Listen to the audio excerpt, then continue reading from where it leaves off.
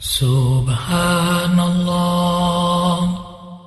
walhamdulillah wa la ilaha illallah. Assalamualaikum warahmatullahi wabarakatuh. Innal hamdalillah nahmaduhu wa nasta'inuhu wa nastaghfiruh wa nu'minu bihi wa natawakkalu alayhi wa na'udzu billahi min shururi anfusina wa min sayyiati a'malina. Man yahdihillahu fala mudilla lahu wa man yudlilhu fala hadiya lahu.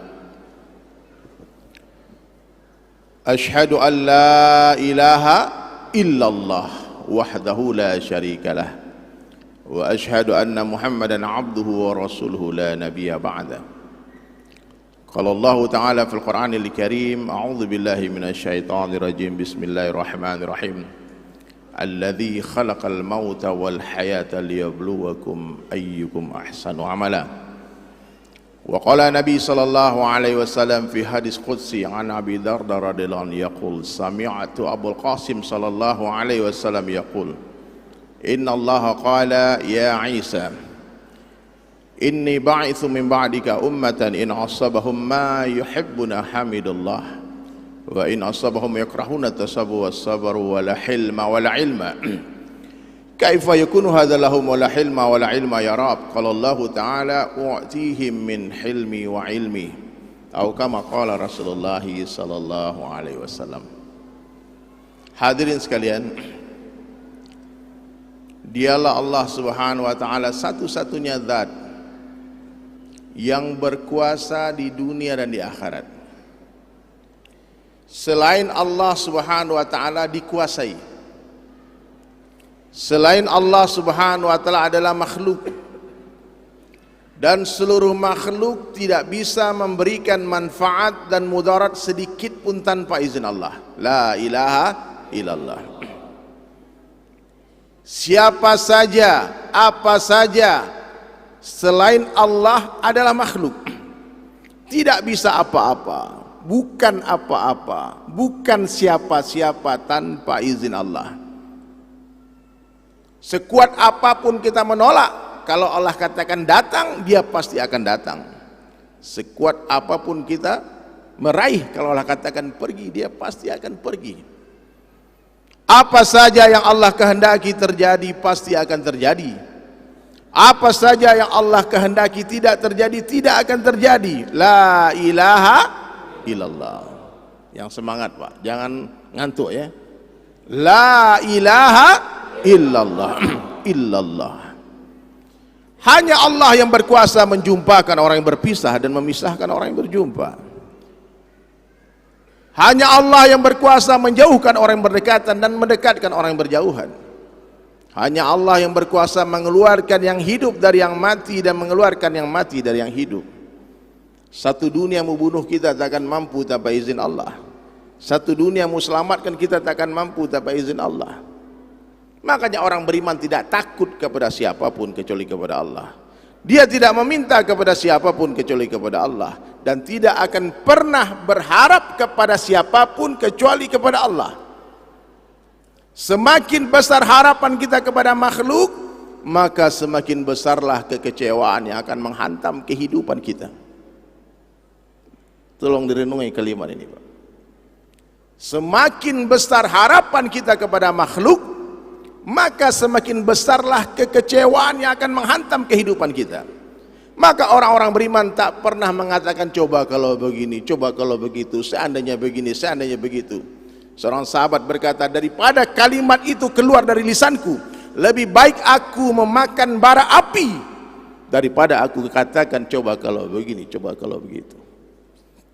Katakan hadza min fadli rabbi, ini datang dari Allah. Semua yang terjadi itu yang terbaik. Tidak ada kebaikan yang melebihi kebaikan orang yang sangka baik kepada Allah, husnuzon kepada Allah, dan husnuzon kepada hamba-hamba Allah. Dan tidak ada keburukan yang melebihi keburukan orang yang suuzon kepada Allah dan suuzon kepada hamba-hamba Allah. Maka hadirin sekalian dirahmati Allah Ta'ala, senantiasalah berprasangka baik kepada Allah. Allah tahu apa yang terbaik untuk kita. Makanya kalau ditanya orang, antum mau diuji apa sama Allah? Mau diuji kaya apa miskin? Jawab. Miskin. Mana yang pengen diuji kaya, mana?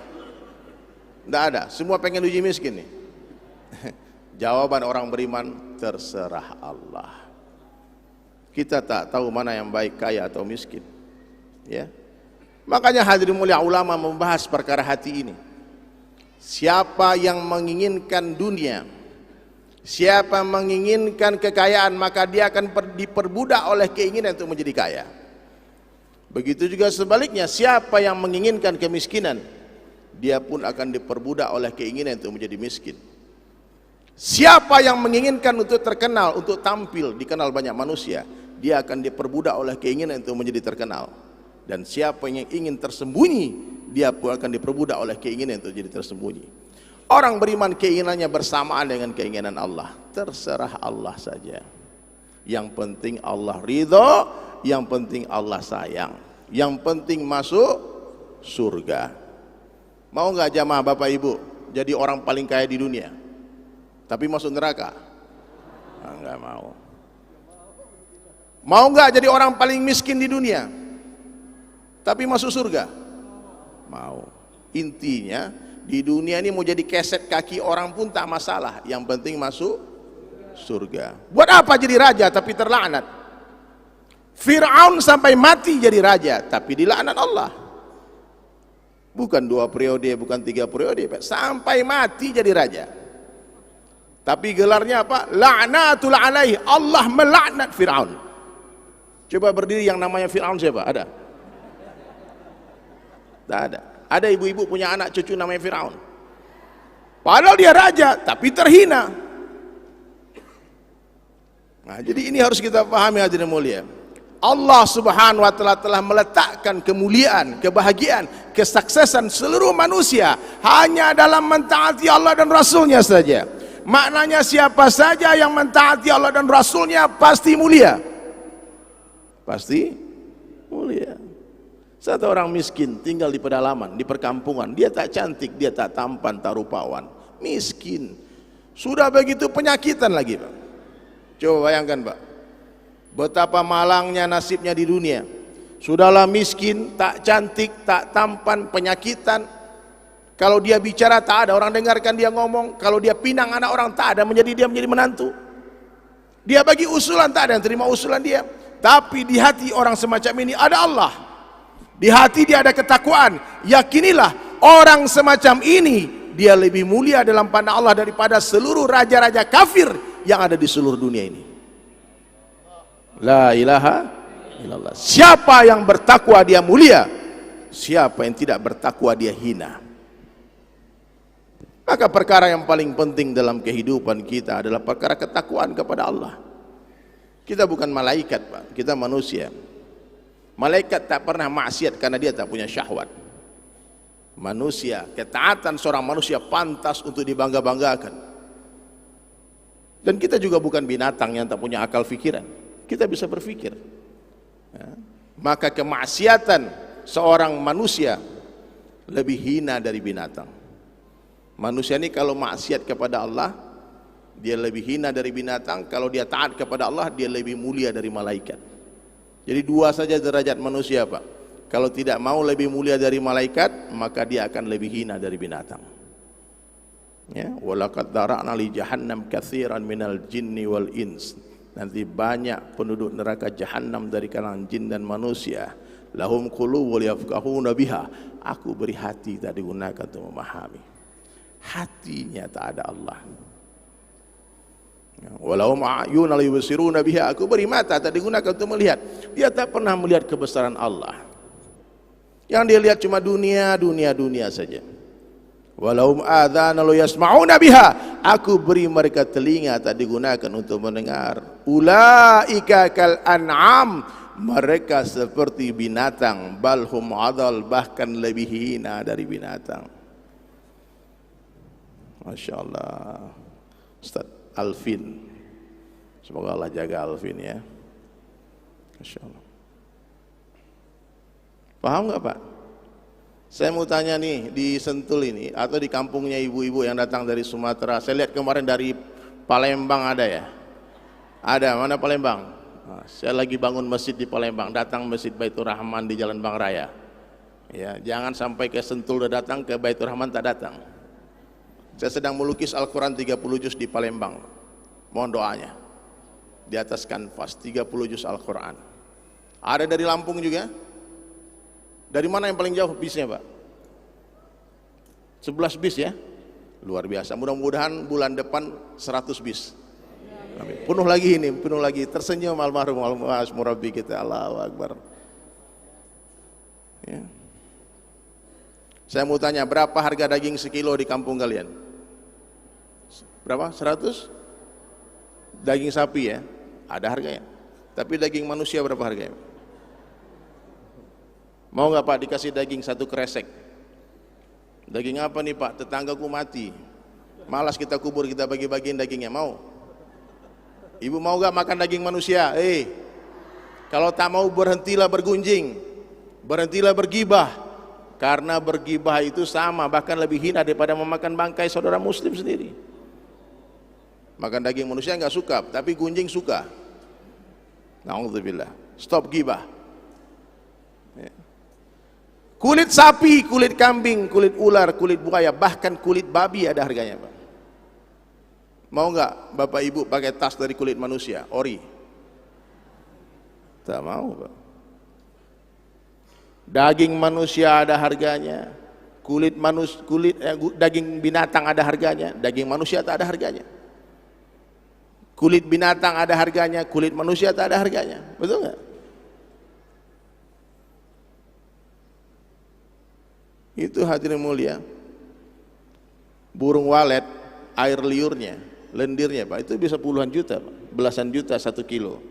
Aha, ada ide, ambil botol, cok, meludah, masa kalah? Tak ada harganya hadirin mulia. Betul enggak? Binatang tuh bulunya berharga Pak. Bapak tahu biri-biri enggak Pak? Biri-biri itu bulunya kalau dicukur mahal harga, buat jadi bahan wol Pak. Coba kalian manusia semua kita cukur bulu kita semua Pak. Ada yang mau beli Pak? Tak ada harganya manusia ini dagingnya Pak. Tubuh kita tak ada harganya. Makanya hadirin mulia dikatakan manusia kalau tak beriman kepada Allah dan Rasulnya, tak bertakwa, dia lebih hina dari binatang. Tapi kalau beriman kepada Allah, bertakwa, di hatinya ada Allah, ma fi qalbi ghairullah, di hatinya tak ada makhluk, dia lebih mulia daripada para malaikat. Maka hadirin mulia ini luar biasa. Ini acara Zikrul Akbar. Dulu ketika murabi kita ada hadirin mulia, acara ini sangat menggema luar biasa.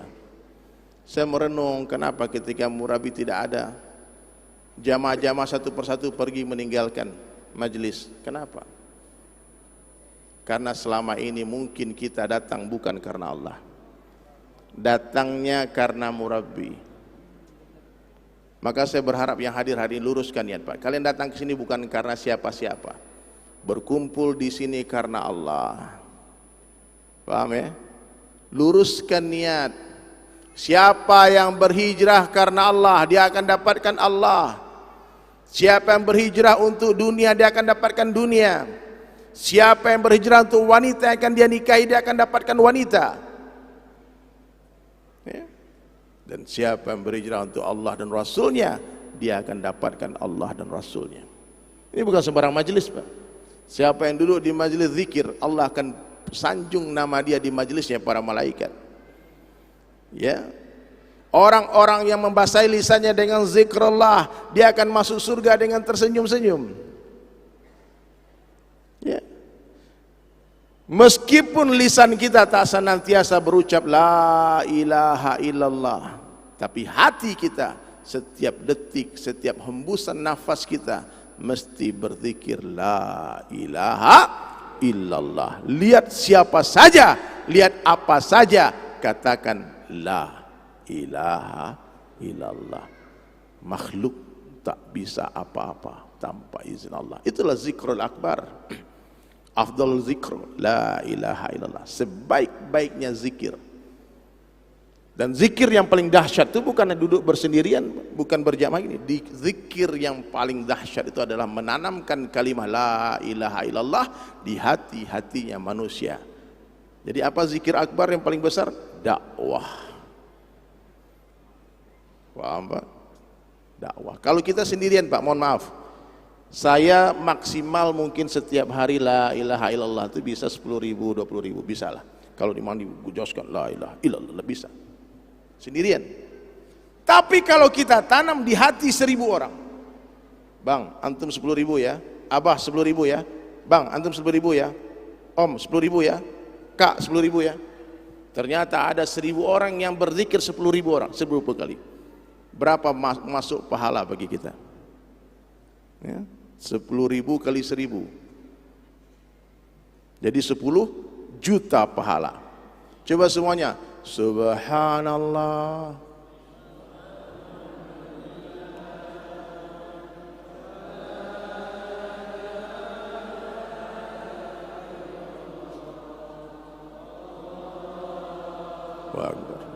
Masya Allah.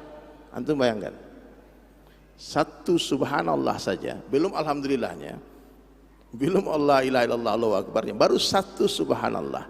Ini kata Nabi kepada Sayyidina Abu Hurairah radhiyallahu anhu ketika Sayyidina Abu Hurairah menanam pohon di depan Masjid Nabawi. Abu Hurairah menanam pohon. Jadi Nabi itu pernah melarang orang menanam pohon, Pak. Jadi ada Nabi suruh orang bertanam, ada Nabi suruh larang. Ya Abu Hurairah, maukah engkau aku beritahu sebuah cocok tanam yang lebih baik dari ini? Apa ya Rasulullah? Ucapkan subhanallah. Satu subhanallah, satu pohon di surga. Bapak-bapak tadi dapat satu pohon di surga semua. Ibu-ibu juga dapat berapa? Satu pohon. Kalau ada yang hadir hari ini 1.000 orang, dari Sulaiman dapat berapa pohon, Pak? Hah? 1.000 pohon. Coba cukup subhanallah ya. Subhanallah.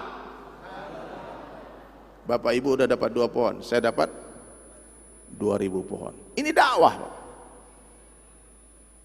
Sekali lagi dong. Bapak ibu dapat 3 pohon, dari Sulaiman dapat berapa? 3.000 pohon, Pak. Nanti diam-diam ya, dalam hati masing-masing sebanyak-banyaknya ya. Dan ketika ucapan saya ini berkesan di hati jamaah semua, kemudian menjadikan kita berzikir sepanjang hari, pahalanya ngalir ke siapa? Kepada orang yang mengajak. Maka jangan dengan sibuk kita berkhalwat, bertarekat, duduk di majelis-majelis zikir kita tinggalkan dakwah. Jangan tinggalkan dakwah. Berdakwahlah sampai kemana-mana, ke ujung-ujung dunia hadirin mulia. Bi amwalikum wa anfusikum, dengan hartamu dan dirimu sendiri.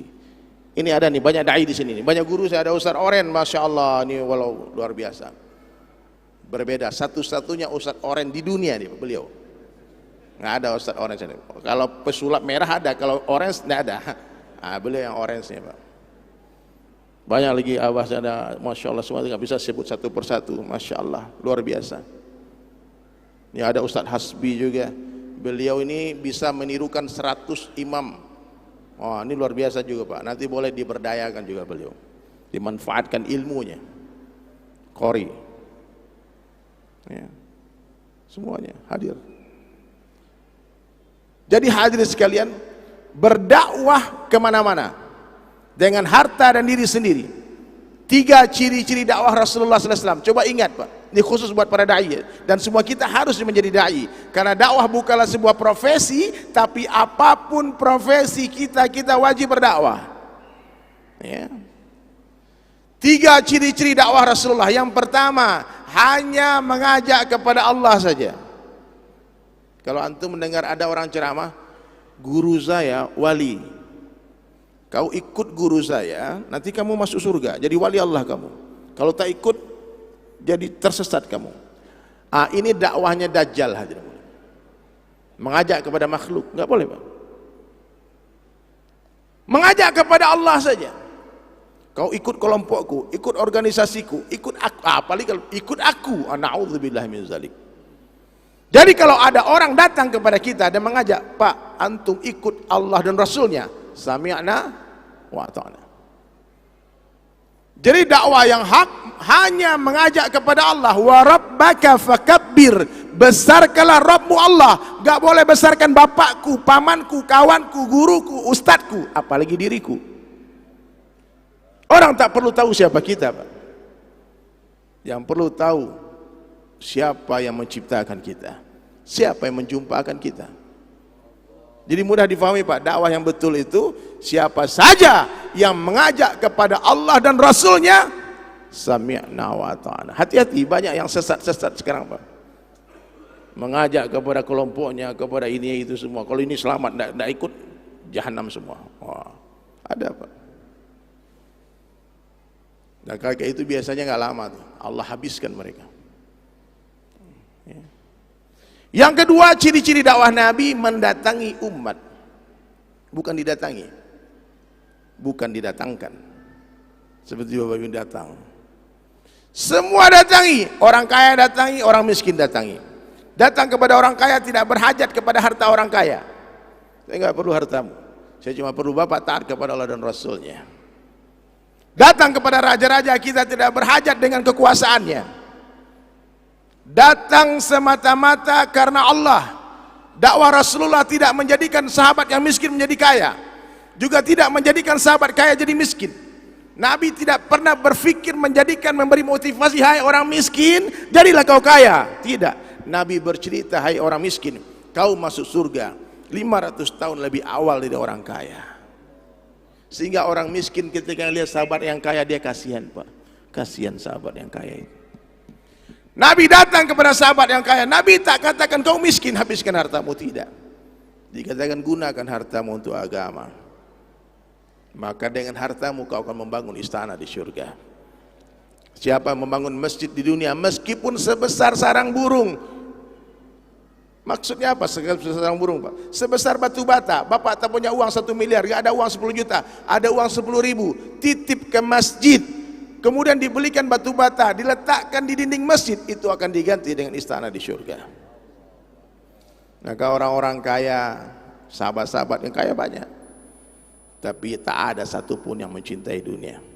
Semua mereka berkorban dengan harta dan dirinya. Sayyidina Utsman bin Affan, multi bilioner. Abdurrahman bin Auf, multi bilioner. Berkali-kali menghabiskan hartanya. Habis. Sayyidina Abu Bakar, 8 tokonya, Pak, sebelum dakwah. Habis semuanya. Ditanya sama Rasulullah, apa yang kau tinggalkan di rumahmu untuk anak istrimu?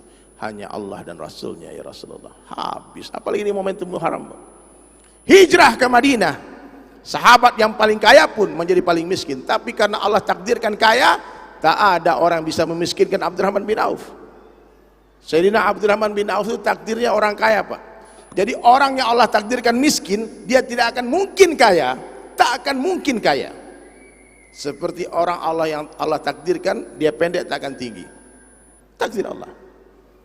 Jadi yang sudah ditakdirkan miskin, Pak, baca kitab fadilah orang-orang miskin. Yang hari ini Allah beri harta, baca kitab orang-orang kaya. Jangan saling menyalahkan. Orang kaya yang beriman, dia akan gembira menyerahkan harta tanpa diminta.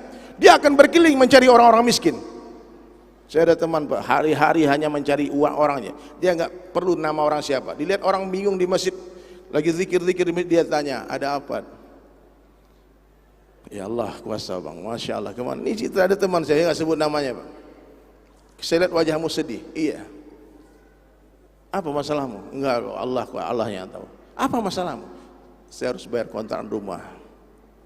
Udah telat. Saya udah di deadline sama yang punya rumah. Tapi saya nggak punya duit, Bang. Saya nggak bisa minta siapapun, nggak punya kenalan siapapun kecuali Allah saja. Saya udah sholat di sini beratus-ratus rakaat minta sama Allah. Saya dibilang, berapa sewa rumahmu setahun? 15 juta, Bang. Mana rekeningnya? Saya bayar 2 tahun ya, kamu khusus ya. Dia pergi, dia nggak tanya nama orang itu, Pak.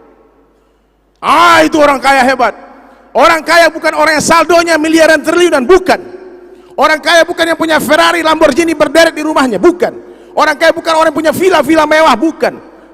Orang kaya adalah orang yang sudah berapa masjid dia bangun, berapa pesantren dia bina, berapa anak yatim dia sekolahkan, berapa orang dia berangkatkan haji, umroh. Itu orang kaya, Pak. Ini rumah besar, datang masjid minta cerita nih masjid kita perlu ini, masjid kena ceramah lagi, berharap sama Allah saja, tak dibagi, Pak. Nah, maka jadilah orang yang dermawan, hadirin mulia. Gunakan harta dan diri di jalan Allah, datangi semua orang.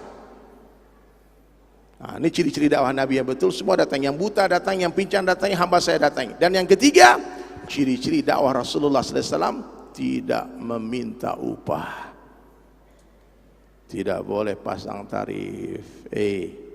Para dai, Allah sudah bayar kita dengan surga.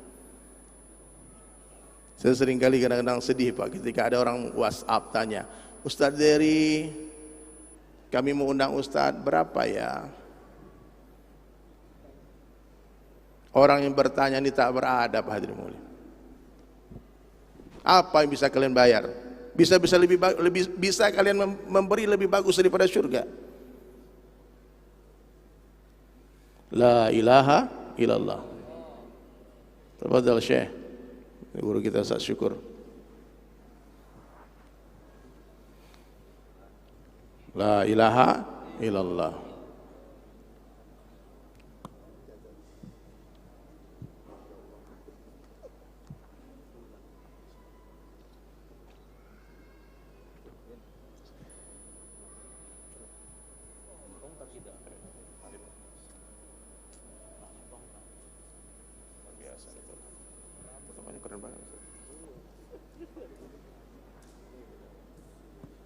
Baik, sebentar lagi kita serahkan ke Ustaz Syukur.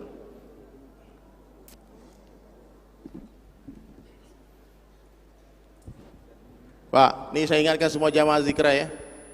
Semua jamaah, kalau kalian punya adab kepada ulama, jangan tanya berapa. Kalian telah menghina dakwah. Kalau mau kasih yang banyak, betul nggak Ustaz? Jangan mikir-mikir. Kadang-kadang sama Ustadz takut kebanyakan, tapi ngundang penyanyi dangdut ratusan juta dihabiskan, betul nggak? Tapi giliran Ustadz sekalinya dikasih digunjing lagi, Ustadz amplop. Kurang ajar kepada dakwah. Jemput Ustadz Orange dengan mobil terbaik kalian, betul nggak Ustadz? Kadang Ustadz Orange ini masya Allah, dia naik angkot dakwah, masuk ke kampung-kampung. Saya datang ke pedalaman, Pak, ada Ustadz Orange di sana. Betul. Jadi hadirin mulia, jangan dinodai dakwah, hadirin mulia. Jangan bertanya. Karena para dai insya Allah sudah paham, mereka bekerja dengan Allah. Tapi gara-gara diajarkan begitu, akhirnya dai-dai rusak, Pak. Rusak akhirnya. Nah awalnya niat luruskan, tapi karena ditawar-tawarin, boleh juga lah katanya sekian. Na'udzubillah. Akhirnya dakwahnya para mubaligh kadang-kadang seperti pertunjukan hiburan penyanyi-penyanyi artis-artis dangdut. Jadi hadirin sekalian, saya ingat, kalau ada orang nanya itu Pak, saya tak balas WhatsApp. Tak ada. Dakwah ini sarana menghabiskan harta, bukan mencari harta. Ummahatul Mu'minin Khadijah Al-Kubra, wanita terkaya di Jazirah Arab, meninggal dengan baju bertambal-tambal, habis hartanya, sampai pernah Rasulullah berbaring di pangkuan Ibunda Khadijah, menetes air matanya. Rasulullah pun terduduk, langsung bertanya, dipeluk istrinya. Khadijah, "Ya, wahai, kenapa kau menangis istriku? Apakah kau menyesal bersuamikan aku? Habis hartamu." Gimana nggak habis, Pak? Ada orang masuk Islam kasih rumah, ada orang masuk Islam kasih onta, ada orang masuk Islam kasih mobil, ada, kalau dulu sekarang gitu, lu kendaraan, kasih semua kendaraan, kasih kambing, kasih tanah, habis hartanya. Sekarang orang masuk Islam, Pak, mu'alaf, tak difikirkan, bahkan sampai murtad lagi, Pak. Itu mu'alaf itu, Pak, hasnaf yang 8, dia berhak dengan harta. Apa yang kita pikirkan? Lihat pesantren-pesantren, kalau kita berjalan, Pak, kasihan, Pak, tidak ada beras buat makan. Saya kemarin Ustaz jalan di satu pesantren, ya mampir saja, tak sengaja. Ustaznya nggak mungkin minta-minta juga. Ternyata memang tak ada lagi hari itu, nggak ada beras untuk dimasak. Orang-orang ikhlas. Maka sekarang hadirin sekalian, saya mengajak, kita fikirkan umat ini, kita fikirkan kita korbankan harta dan diri kita. Kita belajar membeli agama Allah, bukan menjual agama Allah. Siap insya Allah? Jadi Pak Ustadz semua tolong Ustadz jangan terkesan dengan tipu rayu dunia. Kalau udah menawar Ustadz sekian Ustadz ya, aduh jangan usah minta tiket fit bisnis kelas, nggak usah. Kau beli sendiri. Nggak usah minta 5 hotel bintang 5 ya, nggak usah. Kalau dikasih alhamdulillah, enggak pun dapat, tidur di masjid pun tak apa-apa. Beda dengan artis Pak. Saya kan mohon maaf artis juga Pak. Ustadz juga, dakwah, dai, artis juga. Saya bilang kamu undang saya buat apa nih rupanya? Kok tanya-tanya duit berapa, harga berapa? Kalau saya diundang sebagai profesional seorang penyanyi, saya kan anak band Pak. Ada manajemen saya. Kalau disepakati sebuah angka, kau transfer 50% waktu deal itu. Dan sebelum lunas tak akan naik panggung aku bernyanyi. Itu bukan dakwah Pak, itu muamalah. Paham Pak ya? Bedakan Pak. Tapi kalau ustadz mereka bersama Allah, dapat Allah dapat segala-galanya, hilang Allah hilang segala-galanya. Dan saya kenal ustadz hebat semua, tak ada yang meminta upah Pak. Tapi kadang-kadang ada orang yang memanfaatkan, memperjualbelikan ustadz, naudzubillah. Maka hadirin sekalian, luruskan niat. Datanglah ke sini karena Allah saja, bukan karena Ustadz Syukur, bukan karena Ustadz Murabi kita Arifin, bukan karena Ustadz Alvin, bukan karena siapa, datang karena Allah. Saya yakin Pak, Zikrul Akbar bulan depan akan jauh lebih ramai dari ini. Amin. Akan jauh lebih ramai dari ini. Ya, kita lanjutkan perjuangan Murabi. Ini cahaya beliau dulu Pak, menerangi dunia Pak. Guru kita Murabi Kiai Haji Muhammad Arifin Ilham bukan hanya di Indonesia Pak, satu dunia mengenal beliau. Jangan sampai beliau meninggal dunia cahaya itu padam hadirin. Masih ada cahaya yang tersisa hadirin mulia. Lentera-lentera yang menyala masih ada. Jangan ditiup lentera itu. Jangan dimatikan. Mari kita nyalakan lentera kita semua hadirin mulia. Kita semua punya lentera. Semua orang Islam itu punya cahaya. Maka hadirin sekalian, dakwah adalah lentera. Dakwah adalah cahaya. Tak mungkin cahaya takut dengan kegelapan. Yang ada cahaya akan berjalan ke tempat-tempat gelap dan menerangi tempat itu. Dulu dunia ini gelap gulita, kemudian datangnya baginda Rasulullah SAW dengan cahaya menerangi satu dunia. Nabi tahu hadirin mulia, Nabi tahu umur beliau tak akan panjang. Ternyata benar 63 tahun Rasulullah wafat.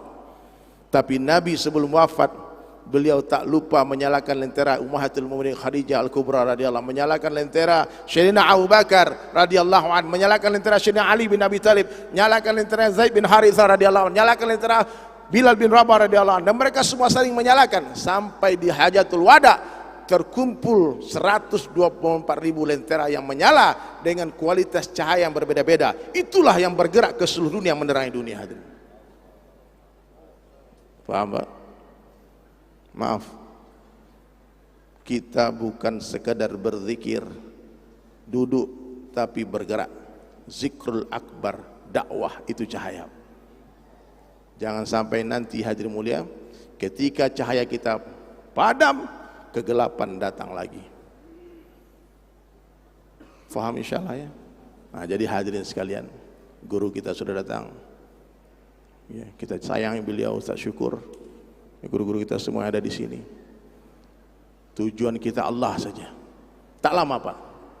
Enggak lama lagi nih Pak. Ini enggak lama lagi nih. Mohon maaf nih. Kalau saya perhatikan Pak ya, yang di belakang-belakang enggak lama lagi. Apalagi yang di depan maksudnya ya. Iya enggak lama. Enggak sampai 100 tahun lagi mati semua. Umur umatku 60-70 tahun saja. Berapa? 60 and 70 years. Nothing. Satu hari akhirat sama dengan 1000 tahun dunia.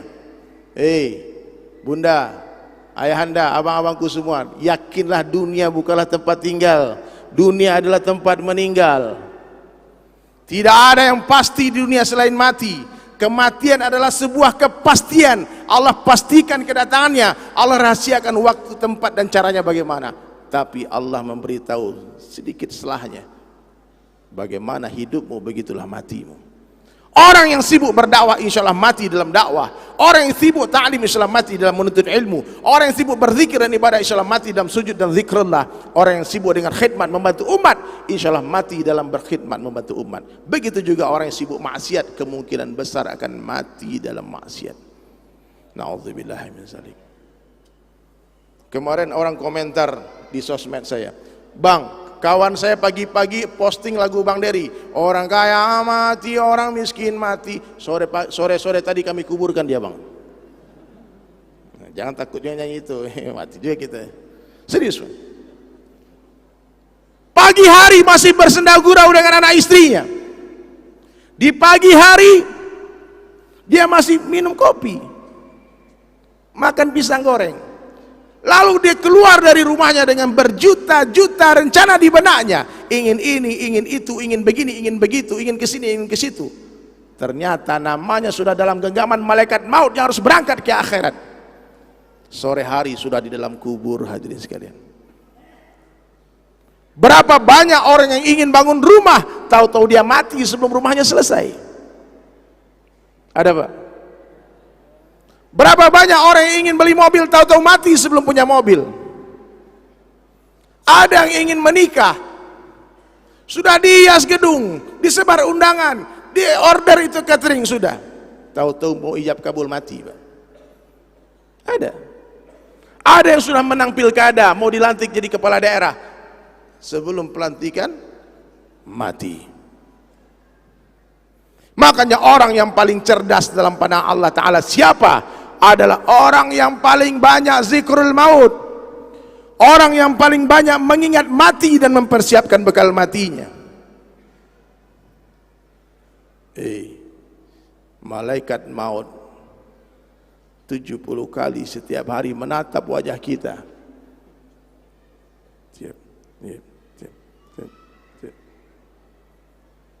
Coba seandainya, Pak, mohon maaf, seandainya kita semua mendengar, ibu-ibu yang di atas mendengar sebuah suara, tiba-tiba kita dengar semua, yang berkumpul di majelis zikra. Nggak nampak orang ngomong, hari ini terakhir, besok pulang. Seandainya hari ini hari terakhir kita, masih ada yang mau maksiat nanti? Utang bayar gak utang? Orang tua di kampung telepon gak? Tetangga yang bermusuhan bertahun-tahun minta maaf gak? Namun hari ini angan-angan kita melewati batas umur kita. Banyak yang menunda-nunda taubat, padahal ajal tak menunggu kita bertaubat. Kita yang harus bertaubat menunggu ajal itu datang. Ajal tak menunggu kita bertaubat, hadirin. Kitalah yang harus bertaubat menunggu ajal itu datang. Allahu Akbar. Kadang-kadang pemandangan pemakaman sangat mengerikan, Pak. Bapak Ibu coba cek sekali, Pak. Ibu-ibu nggak usah bapak-bapak saja. Ibu-ibu agak horor sedikit. Bapak-bapak saja. Kalau ada tetangga kita, teman kita meninggal dunia, ikutlah menggali kubur. Minimal berapa kali cangkulan tanah. Setelah liang lahat itu dibuat, sekali-sekali berbaring di sana. Ya, simulasi. Cium bau tanah itu, Pak. Biar berhenti maksiat kita. Manusia ini gitu, nafsu ini kalau diikut-ikutkan puas-puas saja. Seperti meminum air laut. Semakin diminum semakin haus dunia ini. Maka kenali dunia, hadirin mulia. Dunia sementara, akhirat selama-lamanya. Sekarang kita di atas tanah, tak lama lagi tanah di atas kita. Sekarang dunia nyata, akhirat cerita. Setelah mati, akhirat nyata, dunia tinggal cerita. Makanya kalau mau bertaubat, berhijrah sekarang juga. Jangan tunggu nanti keburu mati. Jangan tunggu kapan-kapan, nanti keburu dikafani. Kain kafan tak berkantong. Apa yang kita bawa, Pak? Pak, sibuk antum bangun rumah mewah, beli mobil mewah, terus mati. Ya kalau udah tua, Pak, mungkin istri nggak kawin lagi, betul nggak? Ini agak pahit, tapi kadang-kadang perlu minum kopi pahit tuh, biar tahu dunia ini nggak selalu manis. Ya, mati tak membawa amalan, mati tanpa iman, sibuk mengejar dunia, tahu-tahu meninggal dunia, harta berlimpah ruah, menangis istri, Pak. Abangku, mati abangku. Di pekuburan dia acting lagi. Aku mau masuk, ikut, mati aja, aku mati aja. Anaknya pegang, jangan mama, jangan ibu. Akhirnya kiai pun udah bingung dia, udah sekarang biarkanlah ibu masuk sama bapak. Nggak masuk juga, Pak. Ternyata acting saja.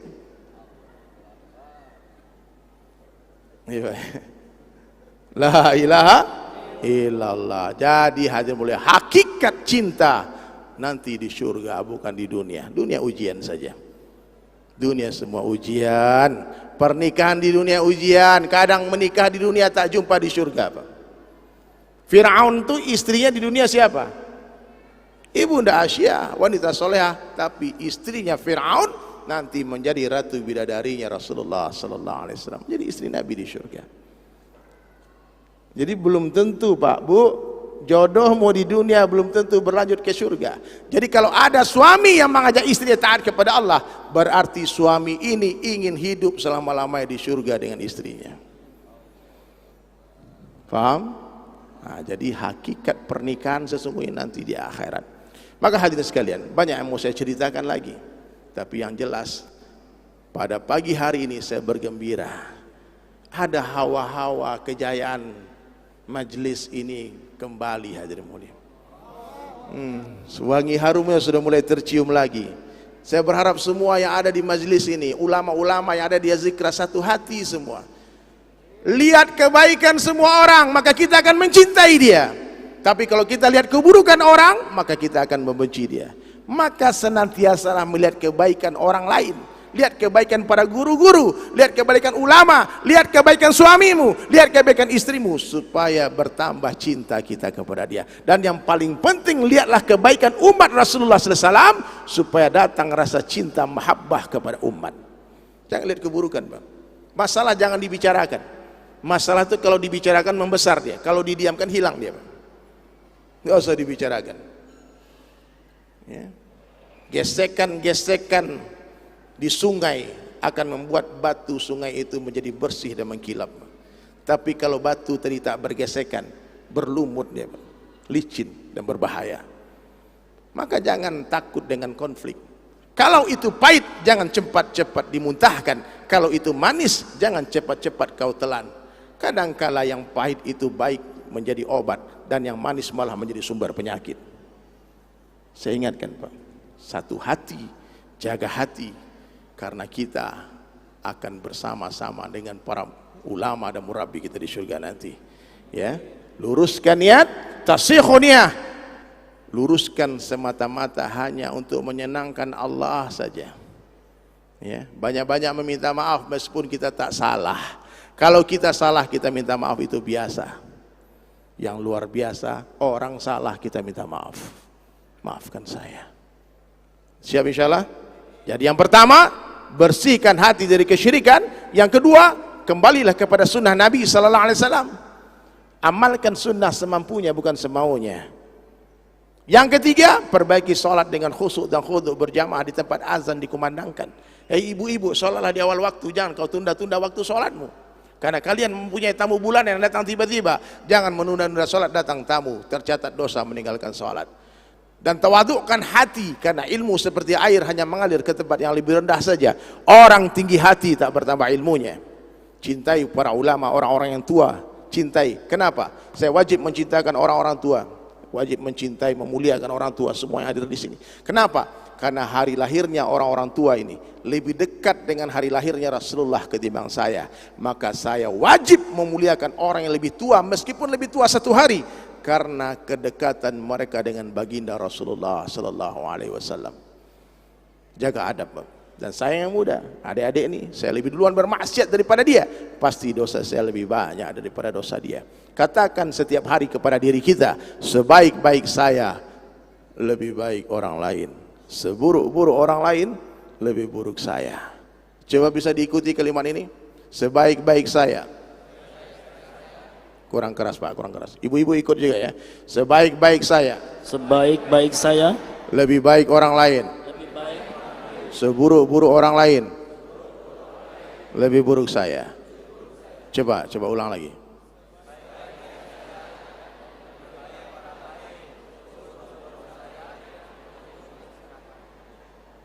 Nah, ini cerdas semua, majelis azikra cerdas. Kemarin Pak di pulau ada ibu-ibu, seburuk-buruk saya lebih buruk orang lain katanya. Bu, mengalahlah Bu. Ah, salah rupanya Pak. Iya, salah. Letakkan diri di bawah rumput. Jangan sombong. Orang sombong diharamkan mencium bau surga. Jangan sombong. Siapa orang paling buruk di dunia? Saya. Hinakan dirimu sehina-hinanya sampai malu orang menghina kita. Kalau menghina, kamu begini, bang, itu baru sedikit kesalahan saya yang kamu tahu, yang kamu tak tahu masih banyak lagi. Siap ya? Tidak usah bela diri, tidak usah berdebat meskipun kita benar. Tinggalkan perdebatan meskipun kita benar. Karena berdebat dengan orang bodoh, Pak, itu tidak meningkatkan iman. Tidak naik iman kita Pak, naik darah kita nanti Pak. Malah nanti malah jantungan, stroke nanti ya. Maka pergi saya. Udah, kau benar, aku salah. Terima kasih. Udah. Kemudian tasihun, luruskan niat, dan yang terakhir apa? Jadikanlah dakwah sebagai maksud hidup kita. Saya baca tadi di poster itu, perkataan pribadi yang berzikir, kata almarhum guru kita, adalah dakwah. Jumpa siapa saja, di mana saja, katakan kepada mereka la ilaha illallah. Dakwah dibuat dengan dua cara saja. Dengar baik-baik. Yang pertama, dakwah di dalam kampung sendiri, dan yang kedua, dakwah keluar kampung. Tidak boleh dipilih salah satunya. Maaf Ustadz, saya spesialis dalam kampung ya Ustadz ya, Ustadz spesialis di luar kampung. Gak boleh. Setiap manusia, umat Nabi telah diwariskan kerja dakwah. Ilmu kenabian diwariskan kepada para ulama, tapi kerja kenabian diwariskan kepada kita semua. Siapa saja, apapun profesi kalian, ya, bisa berdakwah. Atlet bisa berdakwah, artis bisa berdakwah, apalagi ulama berdakwah dengan hujah dan fatwanya, muazin berdakwah dengan azannya, mujahid berdakwah dengan pedangnya, ya. Seniman berdakwah dengan karyanya, seperti dari Sulaiman berdakwah dengan syair-syairnya. Alhamdulillah, syair-syair itu ada yang menggugah hati orang. Orang bertanya, kenapa nyanyi-nyanyi bang? Tak semua orang baik seperti kamu mau mendengarkan ceramah. Ada orang tak bisa diceramahin Pak. Ada kawan saya Pak, saya kirim WhatsApp, dia blok saya Pak. Saya kirim hadis-hadis, dia blok, dia keluar dari grup Pak. Orang kayak gini perlu dikirim lagu Pak. Wahai manusia, jangan engkau tertipu daya oleh dunia yang fana, sebagai tempat ujian bagi kita. Dunia semen, akhirat selama-lamanya. Orang kaya mati, orang miskin, raja-raja, rakyat biasa. Pak, yang paling keras teriak mati, insya Allah paling panjang umurnya. Yang tidak ikut teriak mati, mati duluan. Ya, orang kaya, orang miskin, raja-raja, rakyat biasa. Yang di atas, biar di atas dulu aja. Yang di belakang, yang di bawah, yang ceramah. Ustaz, saya pulang Ustaz ya. Giliran ceramah teriak mati ibu-ibu langsung. Bu, itu dari saya ya, minta maaf. Sekurus-kurusnya ikan pasti ada dagingnya, segemuk-gemuknya ikan pasti ada tulangnya. Ambil dagingnya, buang tulangnya. Ambil yang baik, buang yang buruk. Ambil yang jernih, buang yang keruh. Wabillahi taufiq wal hidayah. Assalamualaikum warahmatullahi wabarakatuh.